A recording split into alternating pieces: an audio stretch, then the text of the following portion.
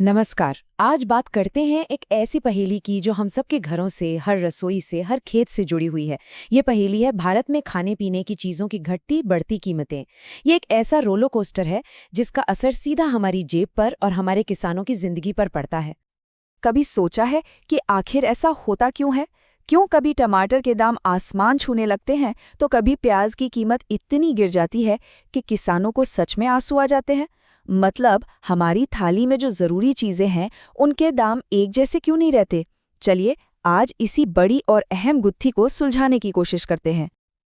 देखिए, इस पूरी कहानी को समझने के लिए ना हमें बाजार के इस उतार चढ़ाव के दो अलग-अलग चेहरों को देखना पड़ेगा। समस्या एक ही है, लेकिन इसके पहलू दो हैं जो बिल्कुल एक दूसरे से उलट हैं और दो अलग-अलग तरह के लोगों पर सीधा असर डालते हैं। एक तरफ है हमारे अन्नदाता, हमारे किसान। सोचिए, जब उनकी फसल के दाम गिरते हैं तो उनकी महीनों की जो खून पसीने की मेहनत है वो एक झटके में बेकार हो जाती है। और दूसरी तरफ है हम सब, यानी कंज्यूमर। हमारे लिए जब जरूरी चीजों के दाम बढ़ते हैं तो महीने का पूरा बजट ही हिल जाता है। मतलब बाजार की एक ही चाल किसी के लिए बर्बादी लाती है तो किसी के लिए महंगाई का बोझ। तो चलिए देखते हैं कि किसानों को असल में नुकसान हो कहाँ रहा है। हुआ ये कि गेहूं और धान का उत्पादन उम्मीद से ज्यादा हो गया तो कीमतें गिर गईं।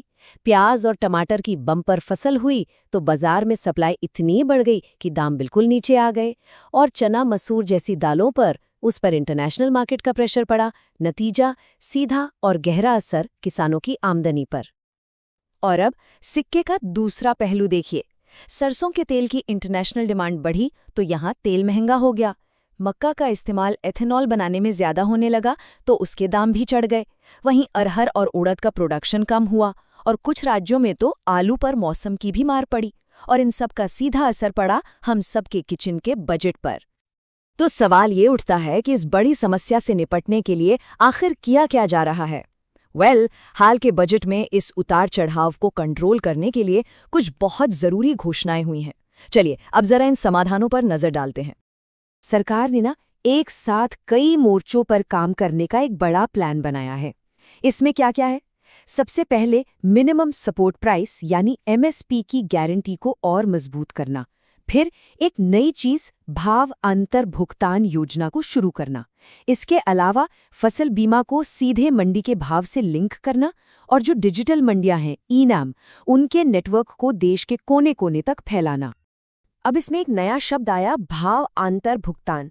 ये सुनने में थोड़ा मुश्किल लग सकता है पर इसका मतलब बहुत सिंपल और पावरफुल है। समझिए, मान लीजिए सरकार ने किसी फसल का एमएसपी 100 रुपए तय किया, लेकिन बाजार में किसान की फसल सिर्फ 80 रुपए में ही बिकी, तो वो जो 20 रुपए का फर्क है ना, वो सरकार सीधे किसान को देगी। ये एक तरह का सेफ्टी नेट है किसानों के लिए।